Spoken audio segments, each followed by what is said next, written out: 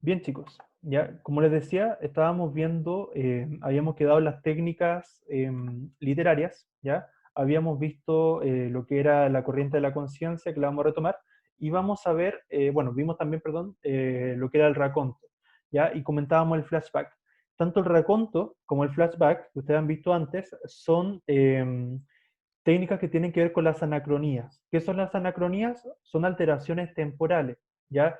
¿Por qué? Porque el narrador no necesariamente cuenta la historia así como pasado, presente, futuro, sino que a veces el narrador está contando algo y viene un recuerdo del personaje, o a veces se adelanta a los hechos, ¿ya? Entonces ahí surgen estas anacronías, ¿ya? Como les decía, el raconto es una anacronía, pero que tiene que ver con un recuerdo extenso, como lo que vimos recién de Marcel Proust. El flashback es un recuerdo, pero muy breve, o sea, así como muy preciso, una frase, una oración, hasta una palabra, ¿ya? Y tenemos, al contrario, otras anacronías que son la premonición, que también recibe el nombre de adelantamiento, que es cuando el narrador, no sé si han visto esta película Destino Final, si han visto la película Destino Final, ahí, por ejemplo, siempre como que ya sabemos al principio cómo va a terminar todo, cuando que van a morir todos los personajes, todo lo demás. Entonces, eso es una premonición. ¿Por qué? Porque el relato, el narrador se adelanta a lo que va a pasar más adelante. Y cuando uno también se adelanta, cuando el narrador también se adelanta, pero como muy breve, que es lo equivalente al flashback, pero hacia el futuro, se llama flash forward, ¿ya? Esas son las cuatro categorías que hay para las anacronías: flashback, raconto, flash forward y premonición. ¿Queda claro eso, cierto? ¿Sí? Bien. Otra forma que son de expresiones del lenguaje es el monólogo interior. El monólogo interior es un recurso del lenguaje, ya que está en la narrativa como en el género dramático, ¿ya? Y es donde el personaje nos da a conocer su mundo interior, lo que piensa, ¿cierto? Lo que siente, ¿ya? Y a veces, por ejemplo, el monólogo interior no siempre tiene, o sea, más bien tiene buena puntuación, ¿verdad? Y nos permite conocer con claridad lo que le pasa a este personaje. Hay una diferencia, sí. Por ejemplo, está el monólogo interior y el soliloquio. El soliloquio es mucho más organizado, mucho más ordenado, más coherente que el monólogo interior. Vamos a ver un ejemplo también de Conversación en la Catedral de Mario Vargas Llosa, autor de peruano, ¿cierto? Premio Nobel de Literatura. Dice así: esto hay que leerlo porque tienen que comprender que son pensamientos de un personaje. Entonces a veces los pensamientos no son muy ordenados, ¿ya? Dice así: todavía hay embotellamientos en el centro, pero República y Arequipa, que son ciertos dos calles de Lima, están despejadas y el auto puede ir deprisa. Un nuevo vals. Las limeñas tenían alma de tradición. ¿Por qué cada vals criollo sería tan huevón? Piensa, ¿qué me pasa hoy? Tiene el mentón en el pecho y los ojos entrecerrados. Va como espiándose el vientre. Caramba, Zabalita, te sientas y esa hinchazón en el saco. ¿Sería la primera vez que tomó cerveza? 15, 20 años atrás. 4 semanas sin ver a la mamá, a la teté. ¿Quién iba a decir que Popeye se recibía de arquitecto? Zabalita. ¿Quién que acabarías escribiendo editoriales contra los perros de Lima?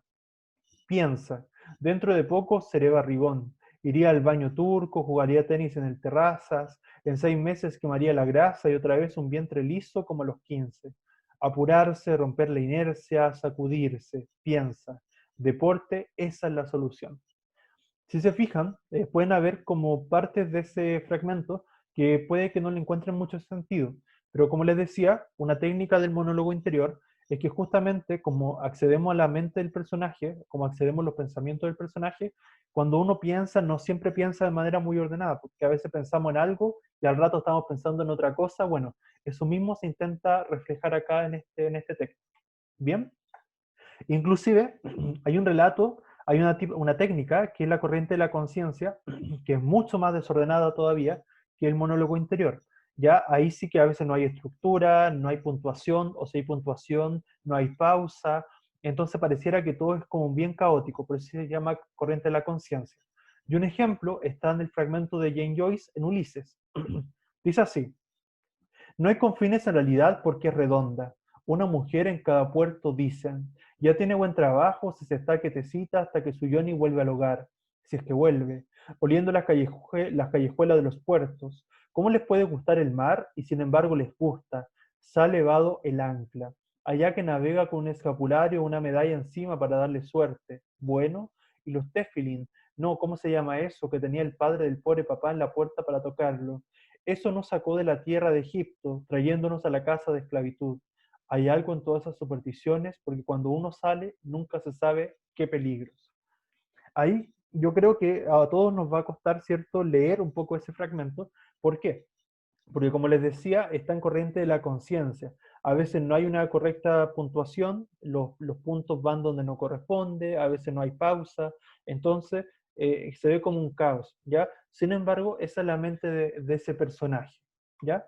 Eso para que lo conocieran como técnica. Y hay otra técnica que se llama enumeración caótica, ¿ya? Que tiene que ver con enumerar, como les decía, pero de manera desordenada, ¿ya? Aparecen comas o las i, ¿cierto? Que el conector i es copulativo, ¿verdad? Que nos permite seguir una secuencia o enumerar cosas, pero la diferencia está en que las cosas que se enumeran no tienen un orden lógico, ¿ya? Como en el siguiente ejemplo. Los griegos y los judíos y los árabes, y no sé quién demonios más de todos los extremos de Europa, y Duke Street, y el mercado de aves, todas cacareando junto al Lerby Chiron, y los pobres burros resbalando medio dormidos, y los vagos con sus capas dormidos a la sombra de las escaleras, y la grande rueda de los carros, de los toros, y el viejo castillo de miles de años, sí, y esos moros tan guapos todos de blanco, y los turbantes como reyes. O sea, si se fijan ahí, va agregando una cosa tras otra, va enumerándola, pero no tiene como un sentido lógico, ¿ya? Eso se llama enumeración caótica, ¿ya? Bien, y ese autor, Jane Joyce, es bien interesante, sería bueno que algún momento, más, quizás cuando estén un poco más grandes, lo pudieran leer si les gusta la literatura, ¿ya? Porque él ocupa todas esas técnicas. A veces un poco difícil de leer, pero es bien interesante, ¿ya? Él es Ulises, ¿ya? Bien. Eh, Pregunta para ustedes. ¿Cuál de las siguientes opciones presenta un ejemplo de la técnica narrativa contemporánea llamada enumeración caótica? Ejemplo acá, según Margarita, la receta de mi abuela decía, vierta 3 cucharadas de avena en un bol individual, adicione azúcar, media taza de leche, revuelva y hornee. ¿Eso está en orden o en desorden? En orden, En ¿cierto? orden. En orden, ¿verdad? Por lo tanto, no hay enumeración caótica. Viajando al sur, visitando primero Temuco, luego Chiloé, Puerto Montt, el lago Tahuatahua, incluso llegamos a Magallanes. ¿Eso está ordenado o desordenado?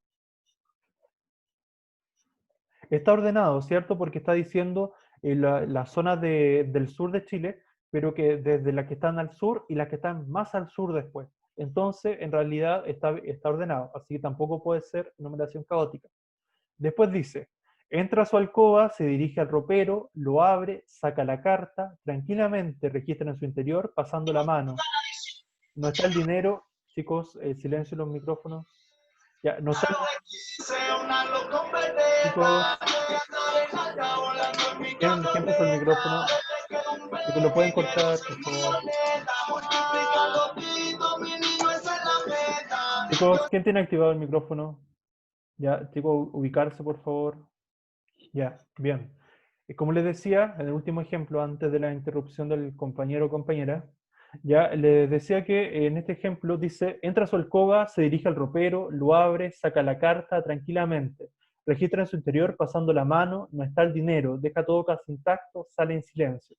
Si se fijan, ahí también está todo ordenado, así tampoco es caótico, ¿ya? Pero si se fijan, en el primero dice, al mirar se vieron los coches, las sandalias de Laura, el aliento, el correr de un perro desconocido, el aeropuerto, el tocadisco de su hermano, la uña mía rasgando el papel. ¿Eso está en orden o en desorden? Esa descripción está desordenada, ¿cierto? Entonces, esa era la correcta, esa era la numeración caótica. ¿Ya? Muy bien. Ahora, ¿cierto? El tiempo en la narración, ustedes saben que la historia a veces se narra de manera lineal, ¿ya? Con causa-efecto, o sea, por ejemplo, el pasado, presente, futuro, ¿ya? Y muchas veces también estaban estas anacronías, ¿ya? Que alteraban el relato, ¿ya? Y en ese caso es que surge el tiempo del relato, ¿por qué? Porque los hechos, lo que se cuenta, está a veces relatado en el presente, después salta al pasado, después al futuro. Entonces, eso es tiempo del relato porque son el tiempo de las anacronías. ¿Ya? Y también tenemos el tiempo histórico, que es cuando es escrito o en la época que representa ese libro. ¿Ya? Por ejemplo, el contexto social, cultural en el que se escribe esa historia, ¿ya? O de la época en la que se habla dentro del libro, ¿ya? Bien. Y otro punto interesante, ya que tienen que manejar, es, por ejemplo, la disposición del relato. Si la historia parte desde el inicio, ¿ya? De, se llama el relato ab ovo, ¿ya? O desde el huevo, eso significa literal, ¿ya? Que corresponde a la acción que se inicia desde el punto de partida lógico de la acción. Es decir, no necesariamente empieza cuando uno era recién nacido o cuando era chico, por ejemplo, sino que parte cuando la historia tenía que empezar, ¿ya?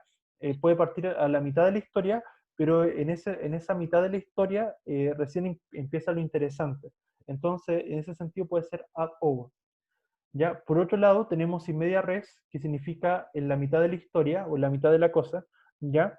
Y que en ese caso nosotros empezamos en la historia y generalmente hay un salto hacia el pasado. ¿Ya? Cuando eso no ocurre, cuando eso ocurre cuando estamos leyendo un libro, una novela, por ejemplo, ya hay un salto hacia el pasado, al principio de la historia, significa que empezamos in media res. ¿Por qué?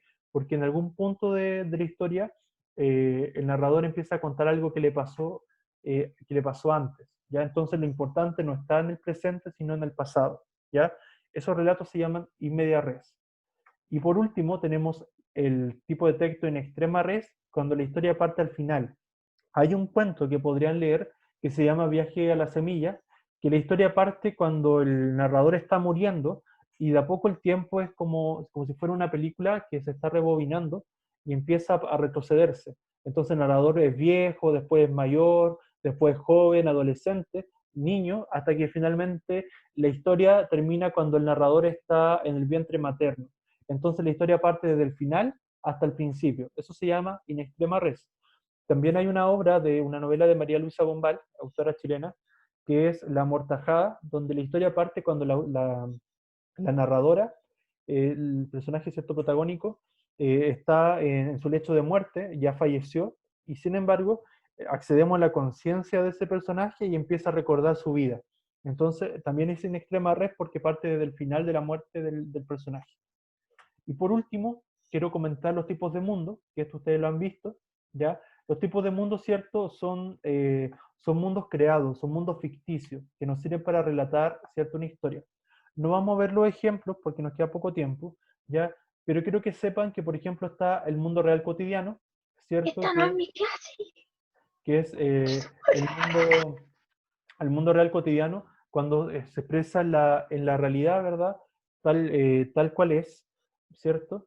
Y en el caso del mundo real cotidiano, intenta reflejar la realidad. Por ejemplo, acá tenemos a Truman Capote, Desayuno en Tiffany. Siempre me siento atraído por los lugares donde he vivido, por la casa y los barrios. Por ejemplo, hay un edificio de roja piedra, arenisca, en la zona de la 70 Este, donde durante los primeros años de la guerra tuve mi primer apartamento neoyorquino. Si se fijan, en ese fragmento hay una descripción de algo que podría ser cotidiano, una descripción de algo que nos podría pasar a cualquiera, ¿verdad? Porque está describiendo edificios, está describiendo una ciudad. Eso es un relato cotidiano.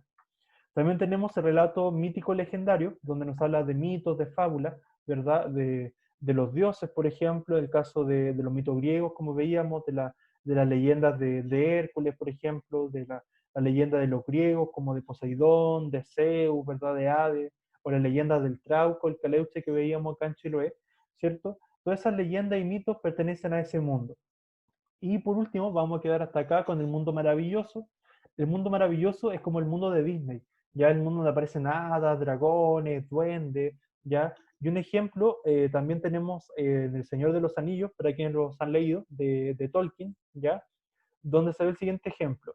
¿Qué me hubiesen hecho? Preguntó Frodo.